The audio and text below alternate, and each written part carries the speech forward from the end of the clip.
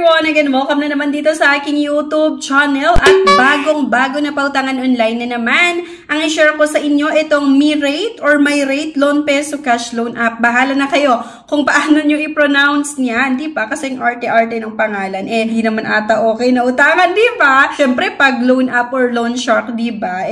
Talagang negative yung pumapasok sa ating isipan. Pero ayan na nga, kaya ko itry na yung pautangan nito para makita kung paano nga ba yung interest, yung processing fees, yung terms na ino-offer nila. Kasi ang pambungad ng loan app na ito, abay meron daw itong 24/7 online service at kung makikita nyo itong app nila, merong 4.2 star. Kung star kasi yung pagbabasehan natin, 4.2 star, medyo okay na yon. Pero totoo kaya? Maganda nga ba talaga yung loan app na ito? At bago nga tayo makautang dito, kailangan yung maglagay ng inyong mobile number at meron tayong matatanggap na one-time password na kailangan yung ma-input dyan. Pero bago ang lahat, kung ngayon ka lang manood dito sa aking videos or lagi kang nanonood pero hindi ka pa po nakakapag-subscribe, abay mag-subscribe ka na nga para makasali sa ating pa-Gcash giveaways at meron din po tayong pa-cellphone giveaways na ini-announce po natin every 25th of the month. At congratulations sa winner natin last February, si Ma'am Joji Vinyas at sa mga previous winner pa natin. Ito na nga. Fast payment, flexible repayment. Please submit your personal information and get your quota. Para nga makautang dito, kailangan yung sagutan itong personal information na naman. Same lang din naman sa ibang mga loan app like yung province of residence, city of residence, residential address, postcode, education level or educational level, yung marital status, at work information din yung profession. How long have you been working here?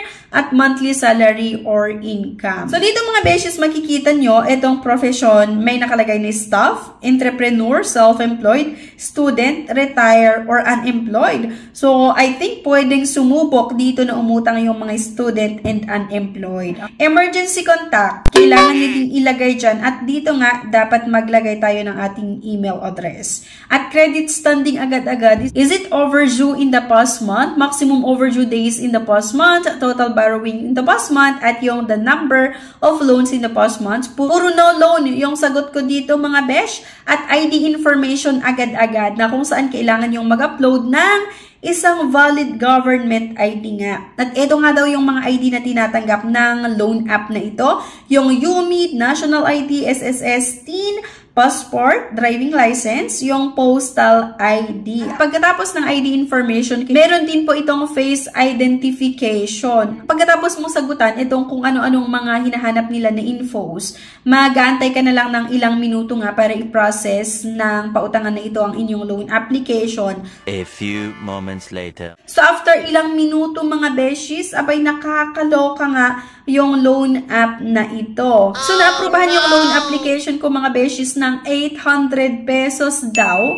Kaya lang ang pinadala ay 470 pesos at kailangan kong bayaran yung 800 within 7 days. Kaya isang nakakalokang loan app na naman na hindi magandang utangan. Kasi same with other loan app or yung mga iba't ibang reviews ko sa ibang mga loan shark nga na instead na makatulong sa atin ay mas lalo pa tayong malulubog sa utang at nabibigyan tayo ng stress or mas lalo pa tayong ma-stress kasi syempre pag nag-past due yung account mo, asahan mo talaga na hindi maganda yung message, yung mga calls na sabihin ng mga collector nung mga loan shark na ito. Kaya isang loan app na naman ang hindi ko ma-recommend sa inyo kasi nga approved loan amount ay 800 kaya lang ay ipapadala sa Gcash account ay 470 pesos lang at kailangan mong bayaran within 7 days. Okay? Kapag hindi ka nakapagbayad nga, asahan mo nga po natatanta rin ka ng iba't ibang text messages and calls. At nung i-check ko nga, itong app nila sa Google Play Store ay marami talaga yung hindi maganda ang kanilang na-experience. Sabi nga nitong isa,